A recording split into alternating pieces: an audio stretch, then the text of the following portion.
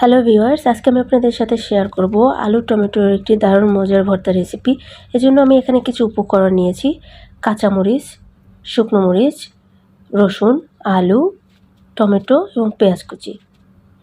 এবার একটি ফ্রাই প্যানে আমি তেল গরম করার জন্য দিয়ে দিচ্ছি। তেল গরম হয়ে গেলে আমি দিয়ে দিচ্ছি আলুগুলো আপনারা চাইলে আগে হলুদ লবণ মাখিয়ে ম্যারিনেট করে নিতে পারেন। আমি এবারে হলুদ এবং লবণ দিয়ে দিচ্ছি। এবার আমি একটু নেড়ে চেড়ে দেবো যাতে হলুদ লবণটা আলুর সাথে ভালোভাবে মিশতে পারে। এবারে আলুগুলোকে আমি এক সাইড করে নিয়েছি। এবারে দিয়ে দিচ্ছি রসুনটাকে আমি একটু মাঝখান থেকে কেটে নিয়েছি। এবার ঢাকনা দিয়ে ঢেকে দিয়ে কিছুক্ষণ পর আবার তুলে নিয়ে আমি নাড়াচাড়া দিয়ে দিচ্ছি রসুনটাকে। আবার রসুনটা প্রায় ভাজা হয়ে গেছে। এবারে আমি আলুটাকে উল্টিয়ে দেব। আমি আলুটা একটু মোটা করে কেটেছিলাম।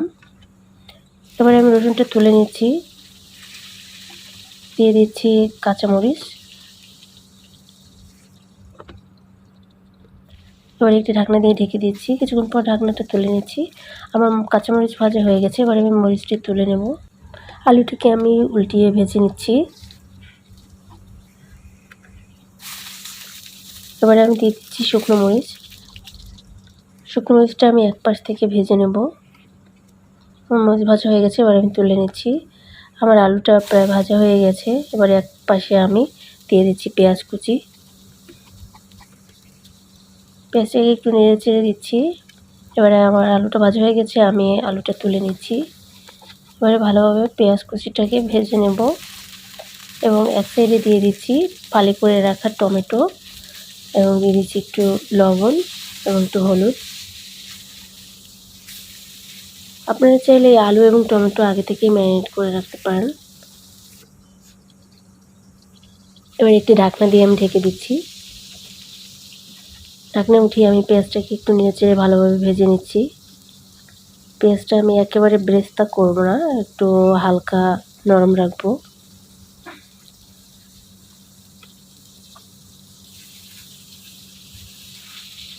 আমি টমেটোটাকে উল্টিয়ে ভালোভাবে ভেজে নেব। আমার পেঁয়াজটি ভাজা হয়ে গেছে। এবার আমি পেঁয়াজটি তুলে নেব। আমার রেসিপিটি যদি আপনাদের ভালো লাগে তাহলে অবশ্যই আমার চ্যানেলটি সাবস্ক্রাইব করবেন এবং কমেন্ট করে জানাবেন।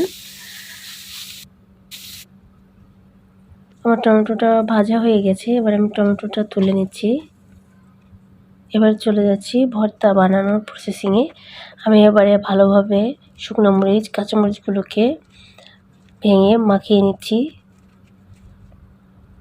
রসুনটাকে ভালোভাবে আমি মাখিয়ে নিচ্ছি এবং সবগুলো উপকরণ একসঙ্গে আমি মাখিয়ে নেব। এবং